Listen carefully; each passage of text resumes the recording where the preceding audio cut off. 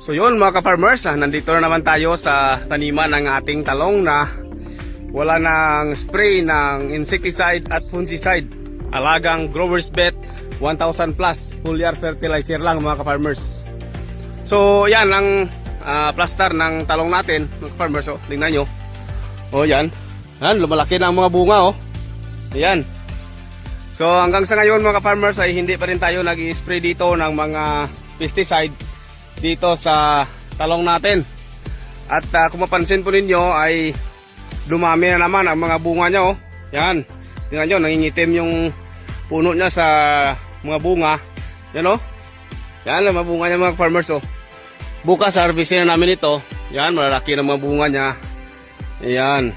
Almost 4 months na mga farmers na hindi kami nakapag-spray dito ng insecticide at fungicide.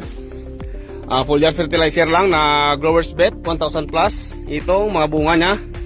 So sa mga hindi pa naniniwala dyan na ang Growers Bet 1000 plus foliar fertilizer ay makapag-retail ng insekto, so ito ang patunay mga ka-farmers.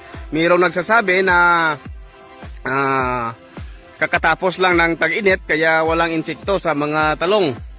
Imposible naman yan na sa loob ng 4 na buwan ay walang atake na insekto sa talong.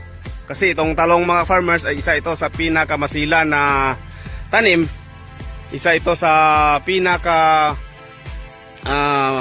maalaga dahil ito ay gustong gusto ng mga fruit and shoot borer mga farmers.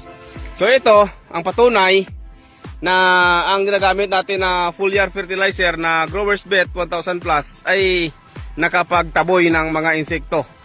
Nililinaw ko lang mga ka-farmers, ang Growers Bet ay hindi siya insecticide at fungicide, pero meron siyang insect repellent na epekto at saka panlaban sa fungus.